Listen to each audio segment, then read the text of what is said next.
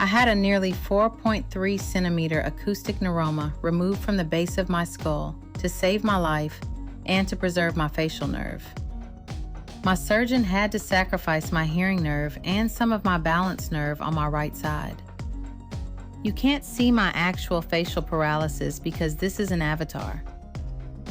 From the outside, it might not sound like much, but my brain, it's everything. Walking through a crowded airport, following a conversation in a noisy restaurant, turning my head while someone is talking, working on a computer, reading reports, leading meetings, driving in heavy traffic, even grocery shopping.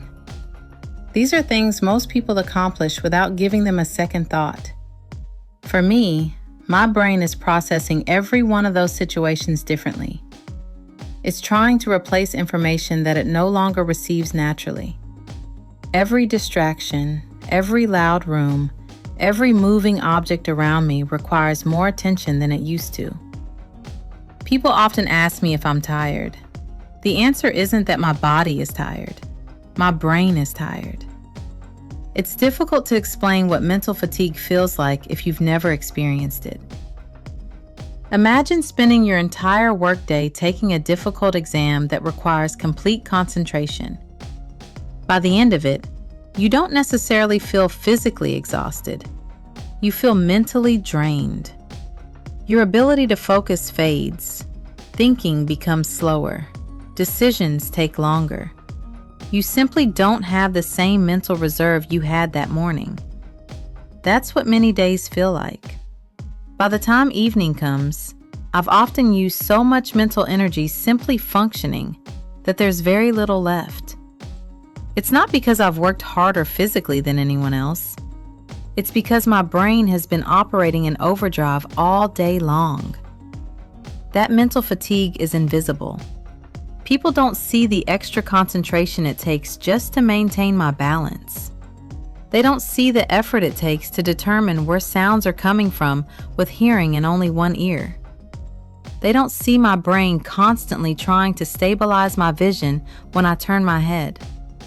They don't see how much focus it takes to filter conversations in noisy environments, or how much harder it is to read, type, or organize my thoughts when my brain is already overloaded.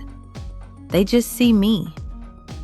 What they don't see is the tremendous amount of work happening behind the scenes every second of every day.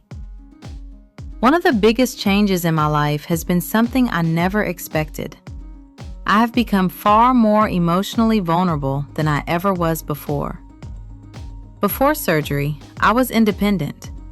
I could walk into almost any situation without thinking twice about it. Today, my husband has become my security blanket, and I don't mean that in a negative way. He has become my safe place. When he's with me, there's a sense of calm because he understands what I'm going through without me having to explain it. He notices when I'm becoming mentally overloaded before I do. He instinctively slows things down, helps guide conversations when I begin to fade, and simply being beside me makes situations that once felt overwhelming feel manageable.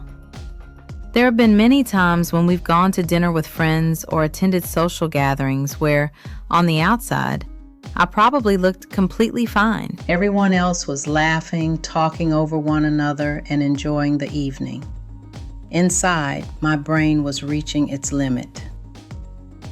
The conversations became harder to follow. The background noise became louder. My concentration was fading. I found myself working harder and harder just to stay engaged. Then something would happen that I couldn't control. I would become emotional. Not because anyone said anything wrong, not because I was sad, but because my brain had simply reached its limit. There have been evenings where I've had to quietly excuse myself and leave dinner early because I just couldn't process everything anymore. The overload became too much, and the emotions would come without warning. Before surgery, that simply wasn't who I was.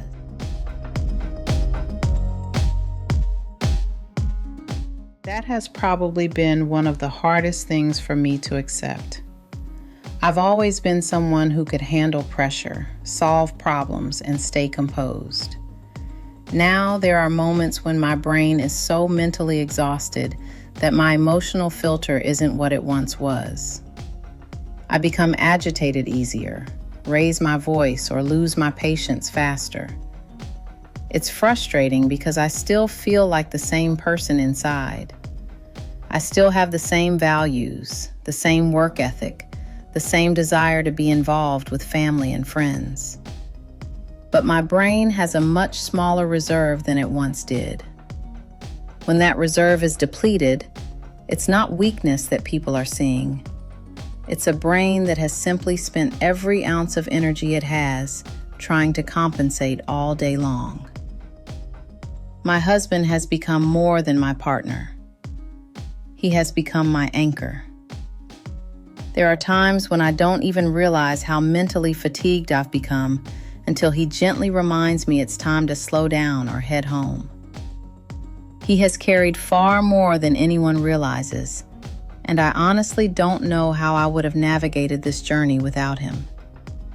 I also continue to live with complete hearing loss on my right side, facial numbness and tingling, changes in my balance, occasional difficulty finding the right words, moments where reading isn't as effortless as it once was, and times when my right hand simply doesn't cooperate the way it used to.